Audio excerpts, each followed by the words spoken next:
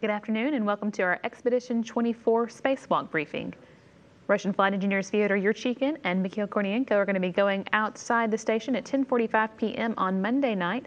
And to tell you a little bit about what they'll be doing out there, we have the Expedition 24 Spacewalk Flight Director, Kurs, and the International Space Station Deputy Program Manager, Kirk Scheimer.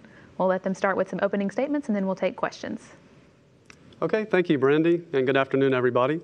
Russian EVA 25 is scheduled for this coming Monday, July 26, beginning at 10:45 p.m. Central Time. It's planned to be a 6-hour spacewalk, and during which time the crew will replace a docking camera on the Zvezda module, as well as route new data cables to support activation of the new Rassvet research module. We can go to graphic 1 that shows the EV crew. EV1 is cosmonaut Fyodor Yurchikhin, making his 4th spacewalk, and EV2 will be Mikhail Kornienko, making his 1st spacewalk. And both will have blue stripes on their Orlan spacesuits. Now if we go to graphic 2, this shows a side view of the Russian segment of the space station with labels for the modules that we'll be talking about today. The spacewalk will originate from the Pirs docking compartment airlock, which is in the center portion of your screen. That will isolate the 22 Soyuz vehicle from the rest of the station due to the hatch configuration used with this airlock. So that will require Station Commander Alexander Skortskov and Flight Engineer Tracy Caldwell-Dyson to remain in the Poist research module for the duration of the EVA so that they have assured access to their Soyuz. This is just a standard safety precaution that we take for all EVAs to assure that the crew has immediate access to their Soyuz vehicle if required. The remaining crew members, astronauts Doug Wheelock and Shannon Walker, will have free access to the entire U.S. segment, as well as the Zarya module and their Soyuz 23S vehicle, which is located at the docking port of the Rassvet module. Now for more details on the overall EVA objectives, we can go to slide 3, please. First, the crew is going to replace a degraded video camera at the aft end of the Zvezda module and replace it with a new one that was recently delivered to the station. This camera supports dockings of the European Automated Transfer Vehicle, or ATV. The ATV is an unmanned spacecraft that brings supplies to the station, and the video camera is used to monitor the approach as it comes in and docks with on the aft end of the Zvezda module. So the video camera currently on orbit has numerous bad pixels resulting in degraded picture quality. So the new camera is expected to restore the system to its full functionality in time for the next ATV mission, which is ATV-2, is scheduled for December of this year.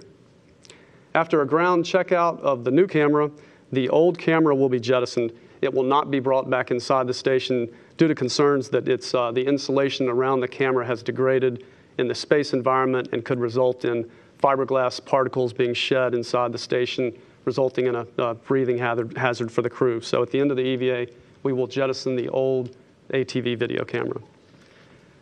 The other big objectives for the EVA are to outfit the new Rassvet research module, which was delivered to the station by the Space Shuttle Atlantis back in May of this year.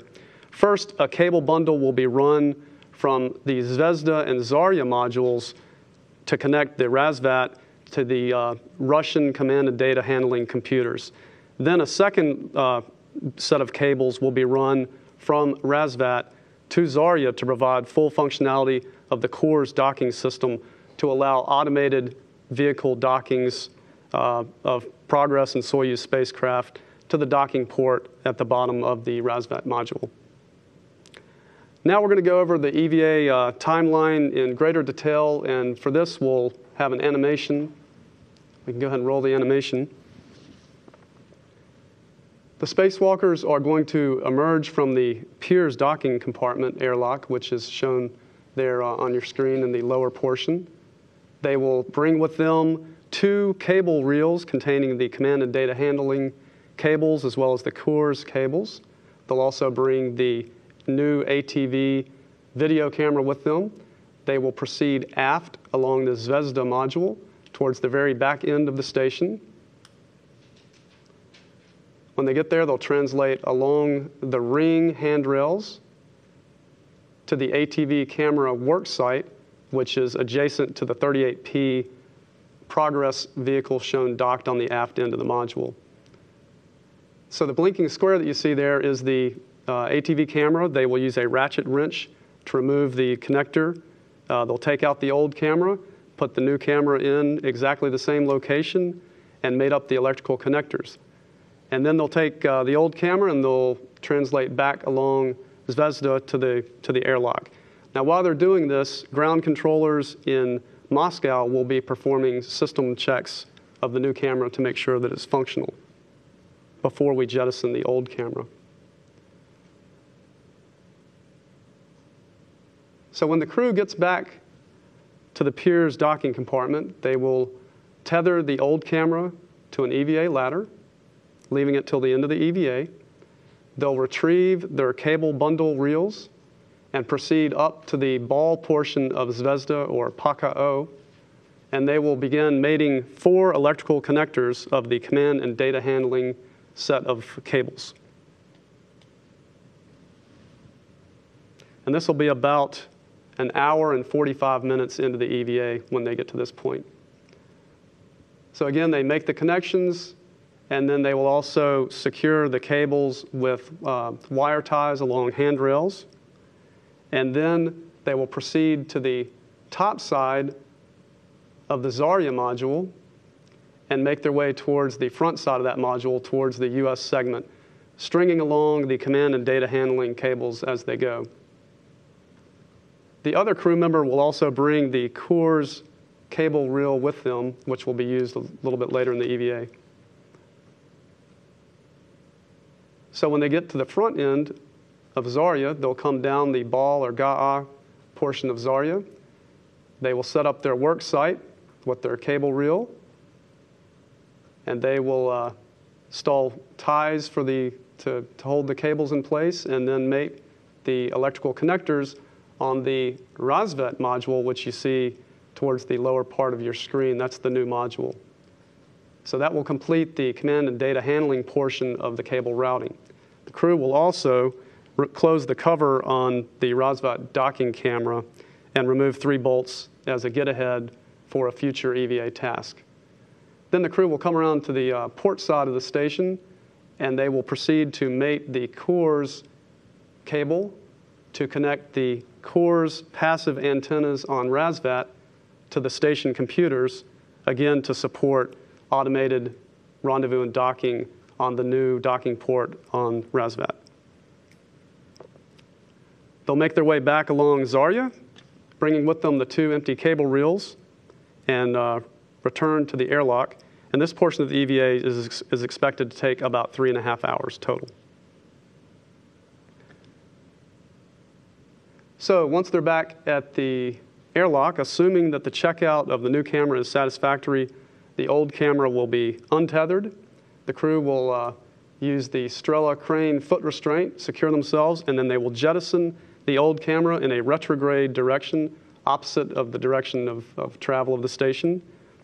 And the expected release velocity is about 0.5 meters per second. And with that, the camera will phase out in front of the station. And since its drag deceleration is greater than the overall station, it will slowly lose altitude and continue phasing in front of station. And after about 120 days, it is expected to re-enter the Earth's atmosphere and burn up. So after jettison of the camera, the 2 spacewalkers will ingress the airlock and begin repressurization. Then they'll open hatches, doff their suits, and begin the post-EVA activities. And now just for a few general notes, one new capability that we're going to use for this EVA for the first time is the Orlan Spacesuit Telemetry Measurement Unit, or TMU. This will provide detailed suit telemetry to ground specialists in Mission Control Moscow by way of the US S-band communication system on the station. Currently, this type data is only available for short periods once every orbit, about 10 minutes, 10 or 15 minutes out of every 90 minutes. So this is a significant safety enhancement to provide greater visibility for ground controllers to monitor things such as suit pressure and oxygen remaining. One other note, this is a Russian-led activity. The spacewalk will be run by the Russian flight control team in Moscow. The U.S. team in Houston here will do several things to support the spacewalk. We're going to park our solar alpha rotary joints and our thermal radiator joints in order to allow us to hand over attitude control to the progress thrusters for the airlock depressurization. And after depress is complete, we will hand back attitude control to the U.S. side in order to use the non-propulsive control moment gyros so that we don't use propellant to maintain attitude during the EVA. We're also going to power up an additional string of our S-band radios on the station in order to provide redundant voice and telemetry for flight control. And we'll be tracking the crew using U.S. external video cameras mounted on the station truss. However, we expect to have pretty much limited views of the spacewalkers due to the fact that they're going to be on the back side of the station and our cameras are towards the front side. So limited views there, and also the crew will not have helmet cam. So for training, the crew has been trained on this EVA prior to flight in the Hydrolab facility at Star City in Russia.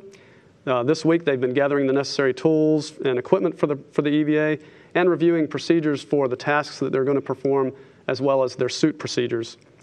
And today, they're setting up and sizing the suits. Tomorrow, they will be performing a telemetry test of the new TMU. And then Friday, there will be a suited dry run to go through all the procedures all the way from depress the airlock through the EVA itself and then back to re-ingress. Suited dry run Friday. Saturday and Sunday are crew days off, and then Monday they'll be well rested, and they'll actually have a 12-hour sleep shift, waking up about 2 p.m. Central Time to begin the EVA prep operations. And that concludes the formal part of the brief. Okay, we'll hear next from Kirk Shireman, Deputy Program Manager. All right, thanks. Good afternoon. It's great to be here to talk to you about the International Space Station. Chris did an outstanding job telling you about the upcoming Russian EVA, so I'll tell you about a couple other things that are going on the ISS that have either occurred or are going to occur in the near future. First, we have the Russian EVA on the 26th going outside about 10:45 p.m. local, and we have the U.S. EVA coming up on August 8th, and we'll go outside about 6 a.m. local. So, and I know we'll have another briefing here, I believe, on August 3rd to talk to you more about the details there. So, as you know, there's lots of activities. It's not just the spacewalk itself, the hours that we're outside. There's actually a significant amount of preparation activity going on board on the Russian side and the U.S. side in preparation for these EVAs, and we'll talk to you more about that. On the ground, we have some significant activities going on as well. In Florida, we have the Permanent Multi-Purpose Module, or PMM, and that module is undergoing, it's actually being loaded as we speak. We're installing racks and cargo on the inside of that module, as well as installing improved micrometeorite and orbital debris shields on the outside, and that activity is going very well and on schedule to support the launch this fall. Also on that flight, we have an external logistics carrier, and that external logistics carrier is going to have a large radiator ORU. In fact, this radiator basically takes up one side of the ELC, and that's actually being installed this week. So it's a major activity for the preparation of that flight, which is ULF-5 STS-133. In addition, going on in Florida right now is we're also preparing the other external logistics carrier that we have that's going to fly up on ULF-6 or STS-134. We're preparing the spares that are going to fly on that module as well. The alpha magnetospectrometer, as you guys know, is undergoing its final reassembly and test over in Switzerland as we speak, and it'll be arriving later this summer in Florida. On board, the crew, in addition to preparing for these EVAs and doing some maintenance work, they're also performing research. We've been performing an experiment called SAME, or Smoke and Aerosol Monitoring Experiment, which is looking at the performance of small particles and aerosols to lead towards better, improved smoke detectors for space applications and also terrestrial applications. We've been doing some capillary flow experiments, which look at the capillary flow or flow of liquids in zero G. This will help improve our theoretical understanding of capillary flow, which we believe will lead to more improved designs for tanks for space applications. Again, tanks to allow us to to fly and restart engines in space, which will need to go beyond the low Earth orbit. And also one of the neat experiments we've been doing, it's really an educational experiment, it's called Kids in Micro-G. We've been having the crew perform experiments that were actually designed by 5th through 8th grade students. These students came up with ideas of experiments that could be performed with classroom-type activities, classroom-type objects. And they perform the experiment, they design the experiment, perform it in their classroom, and then the crew is performing these experiments on orbit and filming it and sharing it with these kids. So that's a really neat activity to engage our children and encourage them to take careers in math and sciences. And the last thing I'll mention, of course, is we're looking forward to our commercial crew partners. The Dragon, SpaceX Dragon, is going to have its first demonstration flight later this summer, and we're looking forward to that. Now, that flight's not going to ISS, but it's an important precursor leading up to the first commercial resupply flight, which is going to be to ISS, which will be next year. So with that, I'll hand it back to Brandy. Okay, and we'll start by taking some questions here in the room. Gina Sinceri for ABC News, sorry. I know you don't lightly toss something overboard like this camera, so what went into the decision to jettison the camera and what kind of orbital debris risk it would provide? Well, there is a formal process to jettison objects. Basically, it comes down to a risk trade between bringing it back inside versus throwing it overboard. And in order to normally to jettison something, we have to show that bringing it back inside is either risky to the crew or it causes problems in terms of internal stowage on the station, or we can't figure out a way to get rid of it on a Progress vehicle as trash. So in this case, with the ATV camera, it does present a hazard to the crew due to the insulation surrounding the camera. The concern is that that insulation could flake loose inside the cabin, resulting in fibers that the crew could breathe in. So once that determination was made, then it was clear that jettisoning was the right thing to do. Then we proceeded to do ballistics analysis. Our trajectory operations team here in Houston analyzed the physical properties of the object in order to predict the relative motion, the orbital mechanics of the object as it's discarded from the station. We also assure that the crew is thoroughly trained in the proper techniques. You want to be very deliberate and careful and know which way you're tossing something overboard. So all that was part of the planning for the jettison of this object.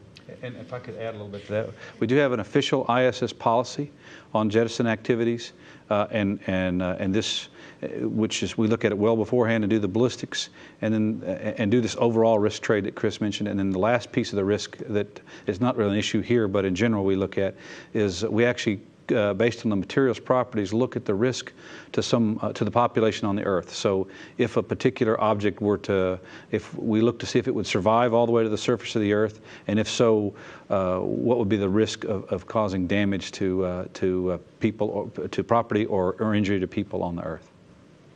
How large is this camera? Can you give me the specs on it?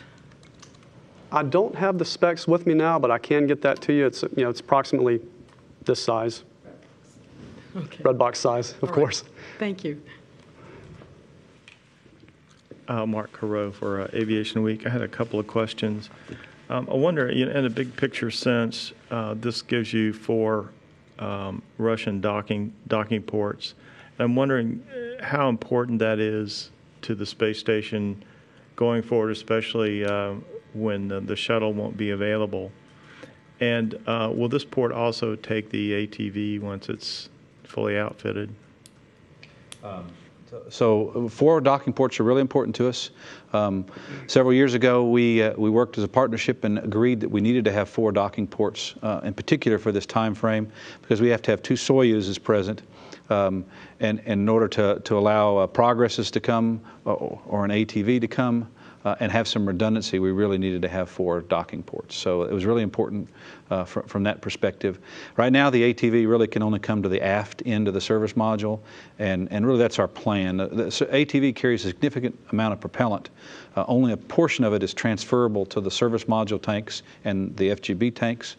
The remainder needs to be used for reboost. In order to use it for reboost to the entire stack, it needs to be on the aft end. So that's our plan, is for ATVs to continue to fly just to the aft end. And as you know, we have this camera that Chris is talking about. The only place with that camera is on the service module aft end. Thank you very much. And I had another question that had to do with the last docking activity with the Progress. Did you ever nail down sort of what happened there and whether it was a kind of a one-time issue as opposed to something that would be a problem again? Yeah, so far the investigation is not complete. We believe the Russians have done the preliminary investigation and shared the results that the abort was nominal. In other words, the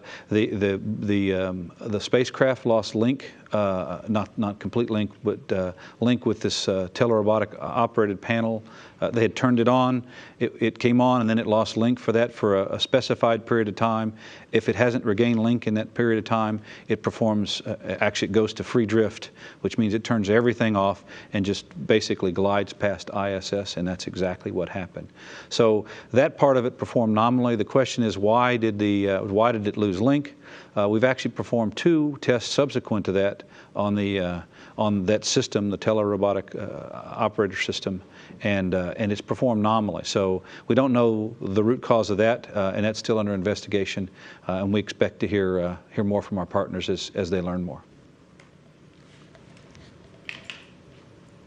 Hi, Robert Perlman with CollectSpace.com. First with a question about the spacewalk. Between the camera activity and the cabling, is there one that takes precedence over the other if they were to run into trouble with one activity or the other, that it has to be done on this spacewalk given activities down the pike? Let's see, the Russians do have another spacewalk planned in November.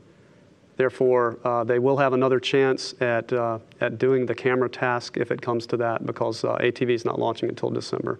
So I presume they will not spend an inordinate amount of time on the camera task, that they will preserve enough time to do the cable routings if they run into trouble on the camera. And with regards to the activities that have been going on this week with Dexter, can you just provide an update on where they are? I think I heard earlier today that there was that they had run into a little bit of trouble with it and wanted to see what the plan forward was. Sure. Dexter is, of course, a very, very complicated robot. It's using its many joints, but it's also using the SSRMS and a lot of software on board, and actually on the ground. Right now, our plan is to use Dexter completely via ground control, so the on-orbit crew really isn't involved in that operation. So since it's been on orbit, we've gone through a whole series of checkouts, and we were leading up to this week to actually perform a replacement. We have 2 basically power switch modules. We call them RPCMs, remote power control modules, but basically banks of switches that power various components. And they each have a failed switch in these modules. We were just going to swap them, because if you swap them, the failed switch goes to nothing if you get them lined up right. So this would actually be the first official repair that will have been performed by Dexter, the SPDM. Leading up to that, yesterday and today we had planned some final activities. One of them was to grab one of the RPCMs and actually pull it out and then put it right back in. In performing that activity, when we started to pull it out, we were building up excessive forces, and it doesn't mean that we're damaging anything. It actually has force sensors in there, and we knew what we should expect in terms of force measurements, and they were higher than we expected. And so we stood down, we stopped and reinstalled it and left it at that. So right now the team is going back and spending some time to understand exactly why that is. There are a number of reasons why that might be. It might be something as simple as we were off a little bit on our turn counts of the bolt, so we still had a thread or so engaged on the bolt. Could be that it was slightly misaligned. It fits down in a channel, and so if you're not exactly aligned when you pull something out, it has forces. When you do it with your hands, it's real easy. You just not nominally readjust and pull out, but a robot doesn't do that. It's a little more complicated. So all these things are learning experiences. We did expect to learn some things in this process, and so there's nothing major that we believe is wrong at this point in time.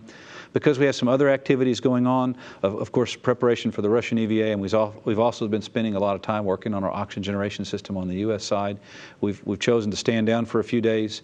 As we speak here, there's a team of engineers over in the Mission Control Center team talking through what we think might be the issues and how we might go back and nail that down. And we'll decide whether it'll be later this week or sometime later beyond that, when it makes most sense to go and reinitiate that activity. But again, this is all really a learning activity, and this is our future. We expect we'll get past this, and in the future, that's how we'll do a lot of maintenance activities outside, is with Dexter. Thank you. Okay, I believe that was the last of our questions, and we don't have any more questions at other NASA centers. Sorry, we have one more follow-up. Gina Sincere, ABC News for Kirk. Given if another shuttle flight is landing, what would be is going to take off? If they do add another shuttle flight, okay, what would your dream be to stuff on that flight to take up to the space station? I mean, you'd welcome any opportunity to bring other supplies up, I take it.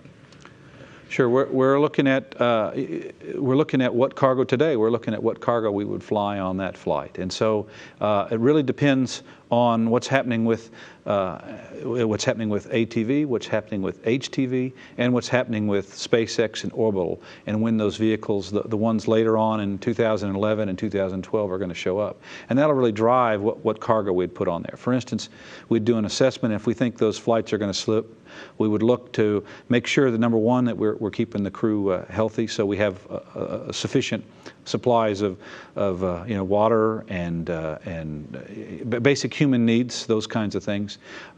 We're looking to launch significant amount of payloads, so both up and down. One of the beauties of having an extra flight is we will have a significant down mass to bring home cargo, not only cargo of items that are broken that we can repair, but also payloads, samples, and so forth that we'll be able to bring down at that time frame instead of waiting for the first Dragon return.